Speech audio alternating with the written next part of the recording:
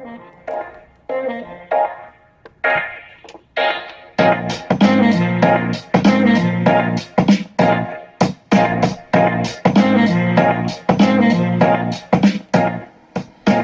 students of the Way.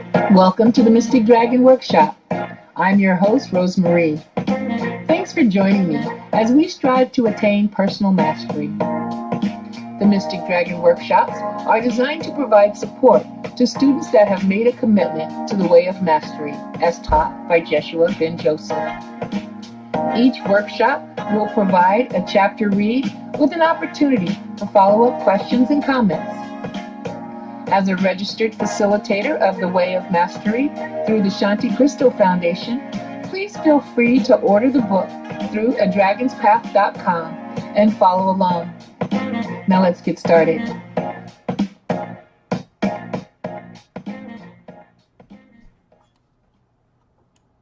Hello, my beautiful beings of light. Thanks for joining me again today as we restart at chapter 1, lesson 1. The Way That Calls You Home. I'm excited because we have quite a few people that should be joining us and that have purchased the book. So I hope they've had a chance to read along. Feel free to send me a chat as we review chapter lesson 1. Otherwise, stay till the end and we will have live chat at the end. This video is about 30 minutes, about 25 minutes. And so let's go ahead and get started. Attachments to all the things it is called to itself. It begins to transcend. The Way of Mastery, Introduction. You hold in your hands the treasured teachings of Jeshua Ben Joseph, or Jesus, one of the greatest masters humankind has ever known. These teachings were given during the years 1994 to 1997. Please do not hurry as you read through each lesson. Rather, allow each sentence to be held within the heart, each idea to fill the mind and the body with its very real frequency of vibration. For each word, the structure of each sentence, the cadence and the humor is by design. These words are to be studied and savored over and over again until their meaning deepens and flowers into the grace of Christ, living in you and as you, allowing the ray of that light to penetrate your mind, correcting every perception you have ever held about yourself or the world. You will then find your gifts being formulated into ways. You will find that you have an unseen teacher revealing to you what you already learned, and your life will begin to be guided by a voice, and it is not your own until the voice you have called your own is no longer heard. What has been called the ego will simply dissolve, and the mind will know perfect peace. Does this take time? You are as close as a choice to teach only love. The 35 lessons contained in this volume reveal the way taught to Jeshua himself, and now lovingly presented by him for you, so that the choice for love becomes your every thought, your every breath, your every action extended to a world as the awakened Christ. May you be transformed by the way of mastery in your unique process of remembering who you really are. I promise you this, if you become wholly committed to awakening from the dream you have dreamt since the stars first began to appear in the heavens, and if your one desire is to be only what God created, then lay at the altar of your heart with every breath everything you think you know, everything you think you need, and look lovingly upon every place that fear has made a home in your mind, and allow corrections to come. It will come. Regardless of how you experience it, it will come. And the day and the moment will arise, and all your pain, fear, and suffering will vanish like the wind that pushes the foam of the wave away, revealing the clarity of the ocean beneath you. You will literally feel throughout your being that there never was a dream. Some memories might remain with you, and you will know that somewhere you must have dreamt a dream or had a thought of wondering what it would be like to be other than the way God created you. But it will be such a faint echo that it will leave no trace upon you. In your heart you will smile gently regardless of the circumstance in which you find yourself. There will be peace from the crown of the head to the tips of your toes, and that peace will walk before you wherever you go. It will enter a room before you enter it with your body, and those who are becoming sensitive will wonder who has come into the place. And some will even say, "Behold, I believe Christ has come for dinner." And you will be that one, for that is who you are, Christ eternal. Jeshua. Part 1, The Way of the Heart. Lesson 1, The Way That Calls You Home. Now we begin. Beloved friends, I come forth to abide with you where you believe yourself to be. I come not for myself, but for you. I come not to teach you, but to love you until you choose from the depth within your own being to set aside every illusion you've ever given credence to, and to remember the truth which alone is true. For indeed, in that hour, there is a transcendence of all that knows limitation. There is a transcendence of all that knows coming and going, birth and death. There is but the mind of Christ within each of us, a spark of divine light, as a sunbeam to the sun, rest eternally in perfect communion and communication always. The great secret is this is the state of your reality. In each and every moment you abide in perfect communion with the whole of creation, since all things are but temporary modifications of the one fundamental energy that I have chosen to call the Christ mind, the offspring of the Father. Beloved friends, I come to where you choose to be, and if you would choose to open that place within your heart and within the mind in which you can communicate with me directly, I will meet you there as well. What is important then, by way of beginning, is to consider this simple fact. Your experience is always the effect of where you choose to focus the attention of your consciousness, itself being unlimited forever, embracing all the many dimensions of creation. You abide in that which embraces all things, in all ways and at all times. In truth, you do not know separation, birth or death, gain or loss. As you focus your attention on reading these words, recognize how you, as an infinite being, have deliberately chosen to participate in a form of experience. You will read words that carry certain meanings for each of you, and you each will color that meaning according to the perceptions that you have chosen to place value upon. Does this mean that some are ahead and some behind? It only seems that way.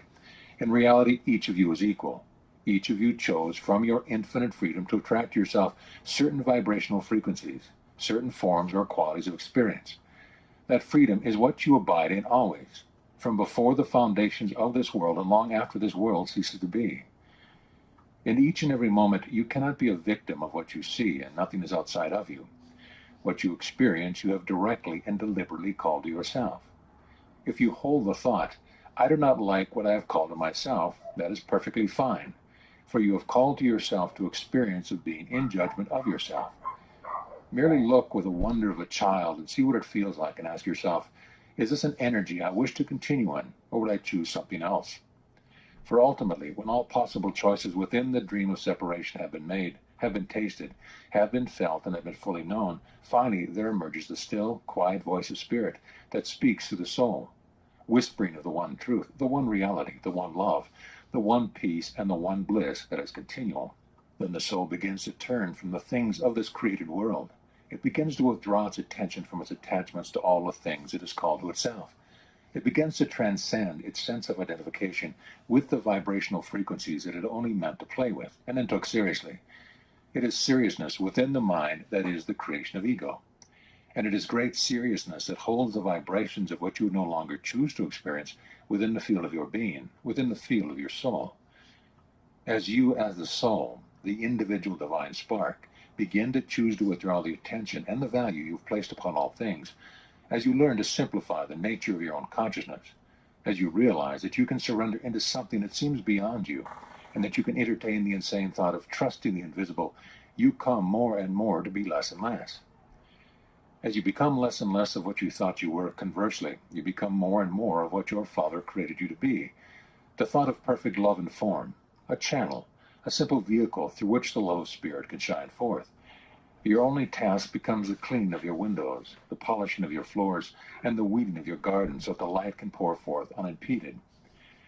No longer will you find the need to defend perceptions you had identified within error.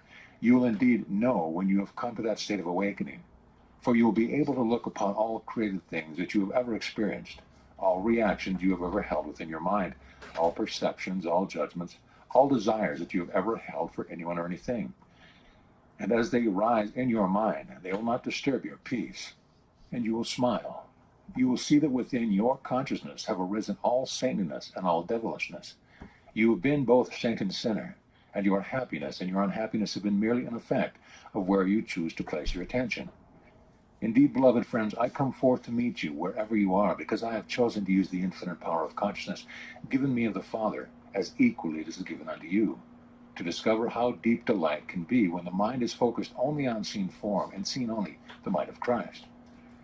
I have therefore called to myself all multitude of experience, even when I walked upon your beloved earth as a man, to challenge myself, to test myself, to condition myself to rise above, to transcend all possible experience that could distract me from the remembrance of who I am.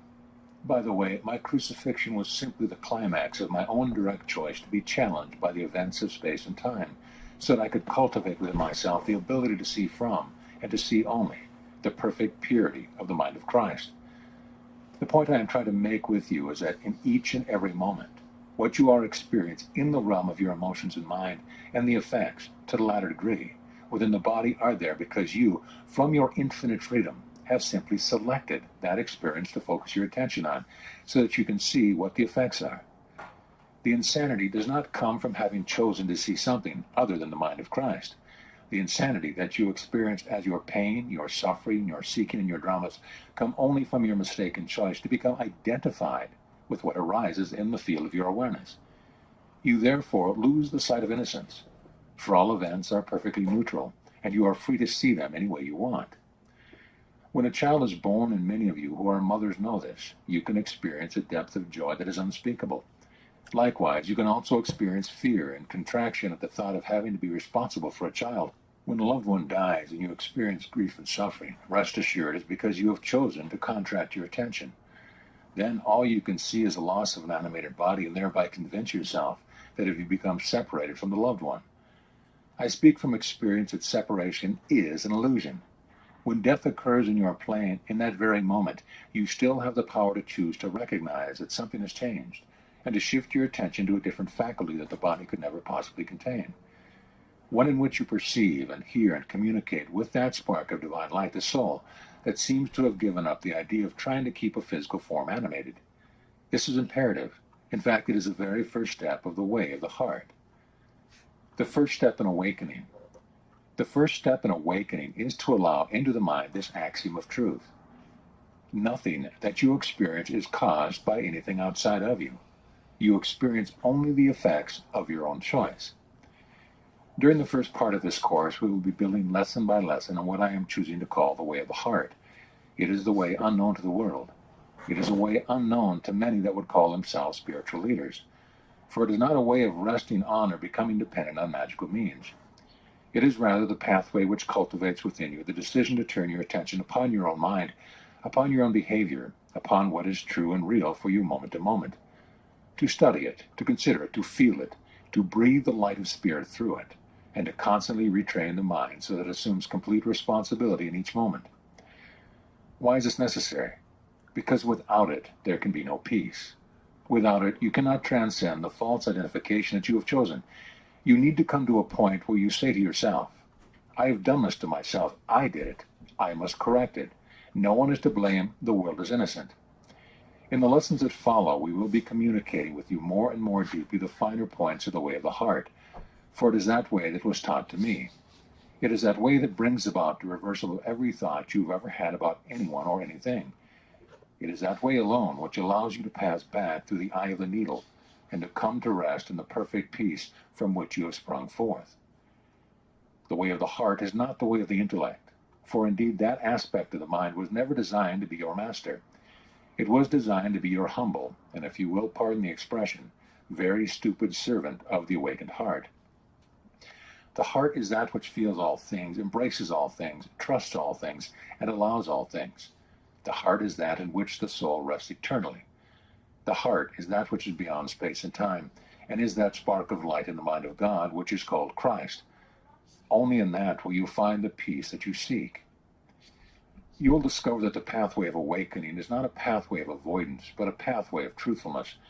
It is not a pathway of accomplishment and pride, but a pathway of releasing from the consciousness every hope and every wish to be special, to see yourself as having made progress, so that you can pound a fist upon the chest, spread the tail feathers. It is a transcendence of the hope of somehow getting God's attention, so that he will look upon you and say, oh, you have been such a good person. Yes, we will allow you into the kingdom now.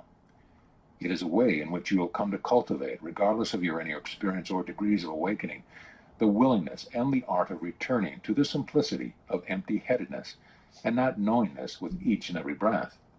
It is a way of life in which all things and all events become an aspect of your meditation and your prayer until there is established once again within you the truth that is true always. Not my will, but thine be done. For of myself I do nothing. but the Father does all things through me. Imagine then a state of being in which you walk through this world seemingly appearing like everyone else, and yet you are spacious within. You are empty within. In truth, you desire nothing, though you allow desire to move through you. And you recognize it as the voice of the Father guiding you personally, your emotions, and even the body to the places, events, people, and experience through which the tapestry of the atonement, the at one month, is being woven, through which all the children of God are being called home again. You trust the complete flow of that, whether you are asked to give a speech in front of 10,000 people, or you are asked to tell a friend the truth of your feeling, or whether or not you are asked to sweep the streets and live penniless. For in truth, that mind that trusts the source of its creation allows all things, trusts all things, embraces all things, and transcends all things. Rest assured, whenever you feel frustration and anxiety, it is because you have decided not to trust the truth. And the truth is simply this: only God's plan for salvation can work for you. Your way must always fail, for your way begins with the illusory and insane assumption that you are a separate being from the mind of God and must therefore direct your own course. For if you are sick and diseased and not at peace, why would you decide that you know how to create peace? It requires great humility to accept the first step of the path. I have done all this, I must undo it. But I have no idea how I did this. Therefore, I must surrender to something else. I give you this thought, and I would ask that you consider it well. What if the very life you are living, and each and every experience that is coming to you now since the moment you decided, I have got to awaken here, was being directly sent to you of your Father, because your Father knows what is necessary to unravel within your consciousness to allow you to awaken? What if the very things you are resisting are the very stepping stones to your homecoming? What if you achieved a maturity along this pathway in which you are finally willing to let things be just as they are? If it was necessary to sweep the streets, you simply took a deep breath and said, Father, you know the way home, and began sweeping. And up into the mind comes the thought, oh my God, I won't be recognized. I won't stand out. People won't think I'm special if I'm just a street sweeper. Yet you recognize, aha, no wonder my Father wants me to do this. I've got to flush this up so I can look at it, disidentify from it, and learn to be the presence of love in the sweeping of the street. In truth, I tell you, the least among you, according to your perception, is already equal to the greatest, and there is none among you who is less than I am. The way of the heart begins by accepting the humility that you have created quite a mess within your consciousness. You have created a labyrinth and gotten lost within it, and you do not know the way back. It begins by accepting that of yourself you can do nothing. For all you have managed to achieve is the creation of a whole lot of insane dramas that are occurring nowhere except within the field of your mind. They are like chimeras, like dreams. In truth, there is no difference between a waking state, in which you would be the director of your life, and the dreams you have when your body sleeps at night. They are both the same. I wish to direct you to peace, even that peace which forever transcends the understanding and comprehension of the world. I desire, because my Father desires it through me, to bring you wholly to where I am, that you might discover there is someone that got there ahead of you. And when you look closely, you will say, ah, it is myself. I have always been there, but I forgot. In the end of all journeying, in the end of all purification, and indeed purification is still necessary, you will discover that to awaken means to have journeyed nowhere. It means to have arrived at a goal that was never changed. Awakening is only remembrance, but it is a remembrance not just of the intellect. It is not an idea as you would understand ideas. It is an idea that vibrates through the whole field of your beingness, so that even the cells of the body, while yet the body remains coalesced together in its present form, awaken and relax into the truth that is true always. If you were a gardener, would you not cultivate the art of weeding your garden? Would you not look to see that the soil is just a cracked dampness? Would you not keep your eye on the clouds and the horizon in the heat of the day? Would you not cover the delicate plants that need protection while they grow strong? And if those that would come would not respect your garden, would you not ask them to leave, or build a temporary fence until the garden is strong enough, until it bursts forth with enough fruit so that you can give to even those who do not respect it? And be ye therefore a wise gardener. Cultivate a deep love and respect for yourself, for you are not here to fix the world. You are not here to fix your brother or sister. It is only love that heals, and until you have loved yourself wholly by having purified the mind of every erroneous thought you have ever held, Until you have loved yourself, you do not in truth love anyone or anything.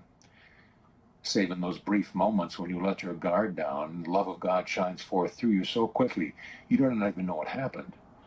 The wise gardener cultivates a state of consciousness in which the love of God is unimpeded. Beloved friends, those of you that have elected to answer a call to participate in this pathway with this family, if you would make your commitment to trust in your Creator for having set before you a pathway that can lead you home, you will indeed arrive at home. But commitment means that you do not get to leave the room when the shouting begins. The shouting we are speaking of is the shouting within your own mind, within your own body, within your own emotions. It means that you will stay with these things by being honest about them and loving yourself for having the power to even create such insane perceptions of yourself and the world around you. The way of the heart is the final pathway that any soul can enter. There are many stages of awakening. There are many pathways that can be followed. But ultimately, all roads lead to Rome, as they say. Eventually, each soul must find its way into the way of the heart. Each soul must come back to the truth that it is time to take responsibility, to learn to cultivate the ability to look upon the deep and vicious blackness of what I have called ego, which is nothing more than the cesspool of denial. It is that which lacks light. Begin to bring light back to you by simply observing your own mind, your own behavior, and your own reactions with a sense of wonder, with a sense of innocence, and with a sense of childlikeness. For it is not written that you must again become like a little child to enter the kingdom. The little child simply marvels at all they see and says, "Well, how about that?"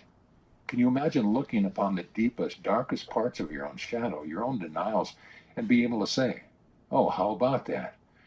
Remember that everything is neutral, and all that arises within your consciousness has no effect upon the truth of your reality. The way of the heart is a way of cultivating the decision to become identified with the light that can shine away all darkness, not by fighting with it, but by recognizing it, embracing it as your own creation and choosing again. The way of the heart is the way that I teach, and now we begin a focused, in-depth study together, that this way might become established within your holy mind. The way of the heart calls you home. Remember that the truth is true always. Is it not time, beloved friends, to truly step into ownership of your own reality? The way of the heart does not know the word avoidance. It does not know deception, manipulation, or control. It does not know blame, although it watches these things arise as echoes of old patterns now outgrown. It learns to see them, to recognize them, like you might recognize certain kinds of clouds that pass through the sky, and then learns to turn the attention of the mind that a new choice might be made. The way of the heart is the way that calls you home, and the call comes from the deep part of your soul that is still like unto the Spirit, which abides as Christ in the holy mind of God. Trust, then, that you are as a sunbeam to the sun. Trust not the perception you have cultivated in error. You are not alone on the way that you journey, and you journey not apart from your brothers and sisters. This family cannot know separation. For once the call to awaken through this lineage has been acknowledged, though some bodies may not communicate in space and time, rest assured, communication remains, and there is no way to avoid it. We begin now, the way of the heart. It is time to step into the willingness to don the mantle of one committed to heeding every obstacle to the presence of love that may yet remain secretly hidden in the depth of that part of your mind that would struggle to be separate from God, and to remember that you are truly the light that can come to shine lovingly upon every aspect of darkness you have known. Along the pathway of this course, you are going to learn how to shake hands with the devil and to do a little jig with him and recognize his face to be your own. When you can dance with the darkness that you have created, that darkness is transformed into an angel, and light abides with light. We will be giving you certain meditations and certain energetic practices to help cultivate within you a quality of feeling that will allow you to recognize energies that do not serve you. These will be given in a way that transcends what your mind may choose to think of them, so that you can learn more and lead with the body, to lead with your feeling nature, not your intellect. Your intellect does not know anything except the trivialities that you have shoved into it, like garbage into a garbage can. The intellect can never bring the healing of the heart that is the atonement.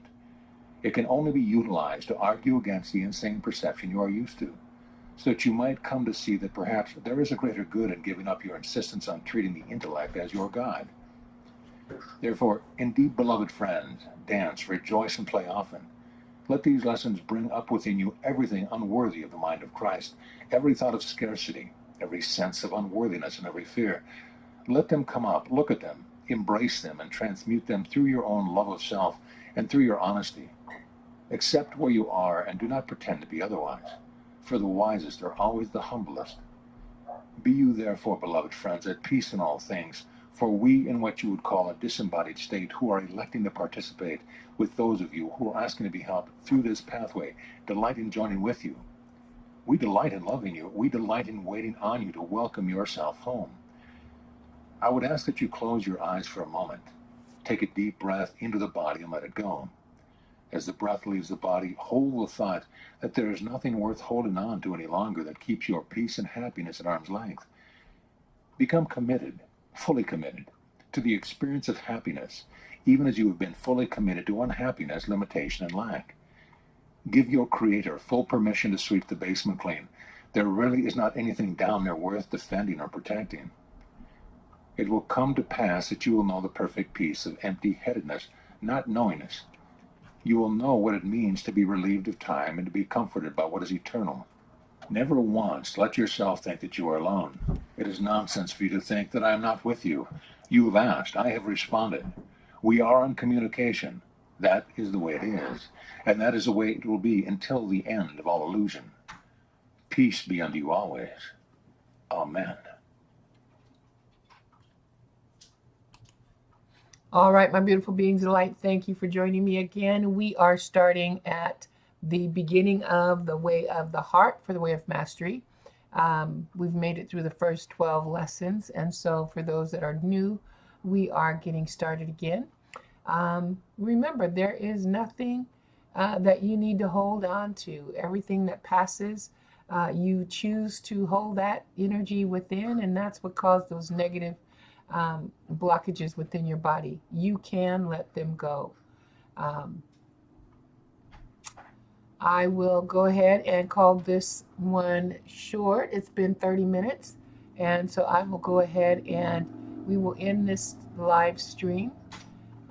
Join me next week as we look at lesson 2, which is going to be you create your experience. This is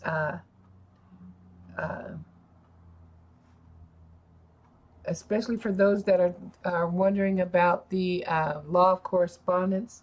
What you perceive is communicated always. So we will get back together next week at the Mystic Dragon Workshop. Again, thanks for joining me. And if you want to be with me live, go ahead and do the drop-in, get the Zoom address. The drop-in is on what we offer for the Mystic Dragon Study Group. You will get the Zoom address and come on. Remember, come on about 5 minutes early, 5-10 minutes early, so we make sure we get you in before we get started. Again, thanks for joining me, and we'll see you next week. Namaste. Thanks for joining me in tonight's Mystic Dragon Workshop. It's been fun and insightful. Please join me next week as we remove the clutter from our lives and live in an expanded consciousness. Follow me at adragonspath.com or call me at 971-255-1366 for Dragon membership information or a one-on-one consultation. Namaste to each of you, and may mastery be your reward.